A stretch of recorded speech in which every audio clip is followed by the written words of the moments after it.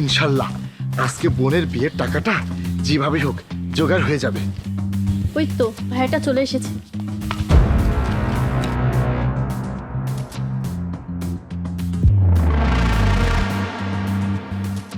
আরে 500 টাকা ভুল করে হয়তো বা কেউ ফেলে রেখে গেছে। আরে আরো 500 টাকা। আরে এখানে তো আরো 500 টাকা। হ্যাঁ, মোট 1500 টাকা। এদিকে আমরা 200-300 টাকার জন্য মরে যাই, আর এখানে লোকে 500 টাকার 3টা নোট রাস্তায় ফেলে দেয়। আচ্ছা যারই হোক, আমার কাছে রেখে দিই, যদি কেউ খোঁজ করে তাহলে তাকে দিয়ে দেব, আর যদি কেউ খোঁজ না করে তাহলে কোনো গরিব বাচ্চাকে দিয়ে দেব, কারণ এই টাকা তো আমার পরিশ্রমের টাকা না। এই যে ভাইয়া, আমার 2000 টাকা পেয়েছেন? আমার টাকাটা না হারিয়ে গিয়েছে, আমার বাবার ওষুধ কেনার টাকা। 2000 টাকা তো পাইনি, কিন্তু 500 টাকার 3টা নোট পেয়েছি। হয়তো 500 টাকা অন্য কেউ তুলে নিয়েছে। এই যে এখানে 500 টাকার 3টা নোট রয়েছে, এই নিন। ধন্যবাদ ভাইয়া আপনাকে। আর এই যে আমার কাছে 300 টাকা আছে, এটাও রাখুন। আমার যত টাকার প্রয়োজন, এই সামান্য কয়টা টাকাই সেই কাজ হবে না। আল্লাহ যদি চান তাহলে আজকে আমার টাকার ব্যবস্থা হয়ে যাবে, আপনি এটা রেখে দিন। ভাইয়া আপনি তো আমার 1500 টাকা দিলেন, তাহলে আপনার থেকে আমাকে আবার 300 টাকা দিচ্ছেন কেন? আপনার টাকা হারিয়ে গিয়েছে, আর আমার এই সামান্য 200-300 টাকায় কিছু হবে না। আপনি এগুলো রেখে দিন। 2000 টাকা না হলেও 1800 টাকা তো হবে, আর আশা করি এই টাকা দিয়ে আপনার বাবার ওষুধ কেনা হয়ে যাবে। আপনাকে অনেক অনেক ধন্যবাদ ভাইয়া।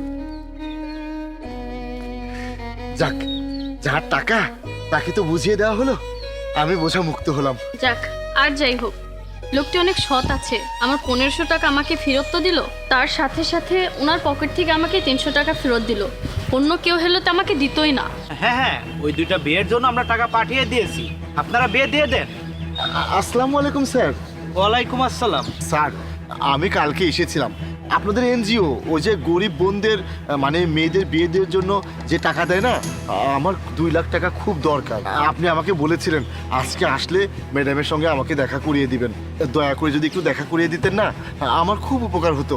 হ্যাঁ হ্যাঁ, আমি ম্যাডামকে সব কিছু বলেছি, তুমি যা বলে গিয়েছিলে, আর টাকাও রেডি আছে, সব কিছুই ঠিক আছে। ম্যাডাম আসবে, আর যা করার ম্যাডামই করবে, আর আমরা তো শুধু লোক ঠিক করি আর যাচাই বাছাই করি, তাছাড়া যা কিছু করার সব ম্যাডামই করে। ও আচ্ছা স্যার, আপনি কালকে বলছিলেন ম্যাডাম নাকি টেস্ট নেবে আর কি সব প্রশ্ন করবে। আগে থেকে যদি একটু বলতেন না তাহলে খুব ভালো হতো। ম্যাডাম জানে ম্যাডাম কিভাবে পরীক্ষা করে, আমরা ওইসব কিছু জানি না। তুমি কিছুক্ষণ অপেক্ষা করো, ম্যাডাম এখনই চলে আসবে। হ্যাঁ আচ্ছা ঠিক আছে, আপনাদের ম্যাডাম অনেক ভালো মানুষ। দোয়া করি আপনাদের আরো অনেক বেশি টাকা পয়সা হোক, যাতে আপনারা এভাবে গরিব মানুষদেরকে সাহায্য করতে পারেন। আজকালকার যুগে গরিব মানুষদের পাশে দাঁড়ানোর মতো লোক পাওয়া খুবই কঠিন, সবাই তো শুধু নিজের স্বার্থই বোঝে। আসসালামু আলাইকুম ম্যাডাম। ওয়ালাইকুম আসসালাম। কি ম্যাডাম, আপনি ম্যাডাম? ম্যাডাম আপনারই তো রাস্তায় টাকা পড়ে গিয়েছিল, আর আপনি এখানে? ম্যাডাম এসব কি হচ্ছে, আমাকে একটু খুলে বলবেন প্লিজ? আসলে তখন তোমার সততার পরীক্ষা নিতেছিলাম, আর তুমি সেটাতে পাশও করেছো। কালকে তুহিন আমাকে বলেছিল যে তুমি আমাদের এখানে এসেছিলে, তাই আমি তখনই ভেবেছিলাম যে তোমার একটা পরীক্ষা নেওয়া যাক। এই জন্য আমি রাস্তায় ইচ্ছা করে 1500 টাকা রেখে এসেছিলাম, এইটাই দেখার জন্য যে তুমি 1500 টাকা পেলে কি করো। আর আমি তোমাকে মিথ্যা বলেছিলাম, আমি ওখানে 2000 টাকা রাখিনি, 1500 টাকায় রেখেছিলাম। তুমি তো আমার 1500 টাকা ফিরিয়ে দিলে, তার সাথে তোমার নিজের পকেট থেকে আমাকে 300 টাকা ফিরিয়ে দিলে, যাতে আমি আমার বাবার ওষুধ কিনতে পারি। তোমার পরীক্ষা নেমে এটাই ভাবলাম যে তুমি অনেক ভালো মন মানসিকতার একজন মানুষ। তুমি যদি এই টেস্টে পাশ না করতে, তাহলে আমি তোমার বোনের বিয়েতে একটা টাকাও দিতাম না। তুহিন, ওনাকে টাকাগুলো দাও।